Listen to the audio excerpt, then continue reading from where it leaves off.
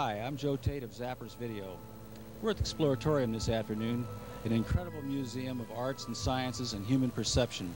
It was founded by the late Frank Oppenheimer, a leading atomic scientist who was denounced by the McCarthy witch hunts of the 50s.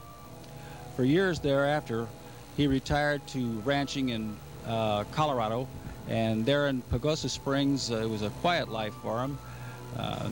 He spent his years there raising cattle, teaching high school, and it gave him some years to think about some new ideas. And one of the things he came up with in that time was this museum. He was out of the loop from big science. He came with new ideas and astounded the world. Again, in 1968, he lapsed into grant writing and obtained funds to build a unique new kind of museum. As a child, he was not particularly interested in science. In fact, most of his life was preoccupied with art, music, and poetry. These interests were deeply shared by his older brother, Robert, who became director of the Manhattan Project.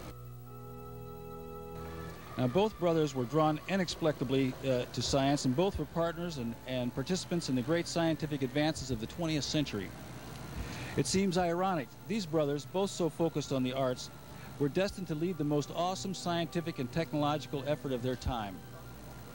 Before the war, they often vacationed at their ranch, Perro Caliente, in New Mexico, just a short distance from what would become the secret Los Alamos bomb lab.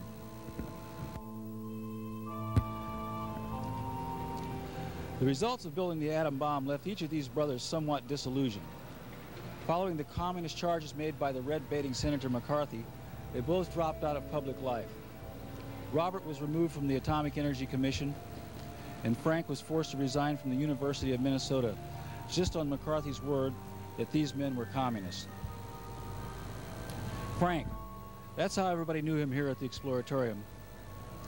Frank dedicated his life to understanding nature and communicating that understanding to others. He often explained this dedication and purpose of the Exploratorium. And I believe that if people feel that they understand the world around, or even if they have only the conviction that they could understand it if they wanted to, then they also feel that their decisions and their activities can possibly make a difference. But without that conviction, they usually have to live with a sense of being eternally pushed around by alien events and forces. And I hope and I believe that the Exploratorium does create or renew this conviction for very many people and build it for young people. And I think I sense that this is happening when I hear visitors tell me, I wish that science had been taught this way when I was a kid. I think what they're telling me is, gee, I think I could have understood it. And I think the sense that you can understand things, that is within your grasp, is the most important thing we could possibly do, because then it can extend to all parts of one's life. Whereas the apathy that one now sees and is told, I hear about young people, I think comes about because they feel they've never been taught the wonder of understanding, and the fact that if you do understand anything, you as an individual or a group could make a difference. So I think we are contributing in that way in a very important sense. Thank you.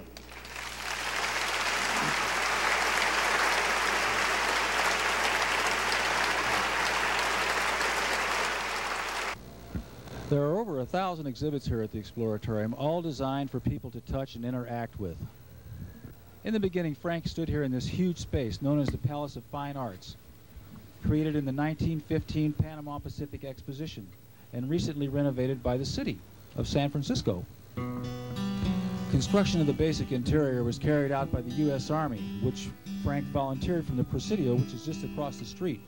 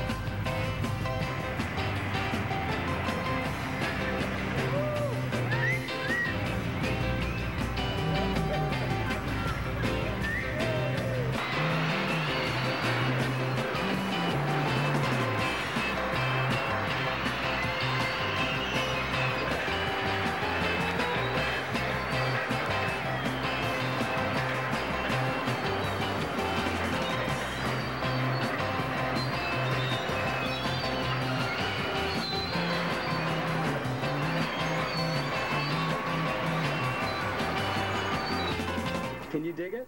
I can dig it.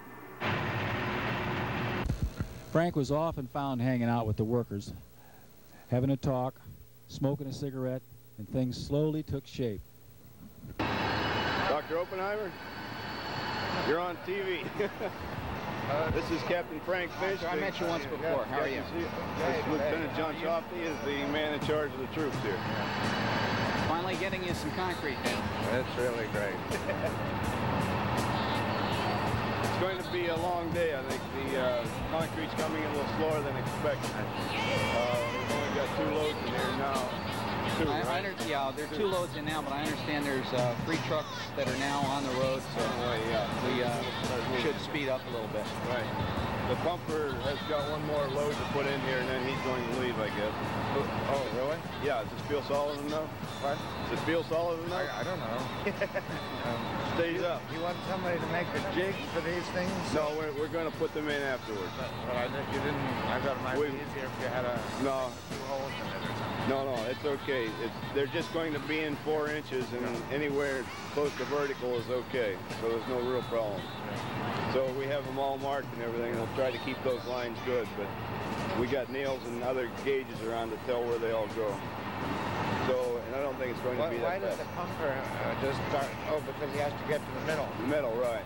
The rest of it's going to come off the chutes, and the trucks have to stand out beyond the forms, and they'll only get in so far. We'll have to drag it a little bit even then, but into the middle would be just too much. The stuff that we're putting in around the outside is going to be much thicker.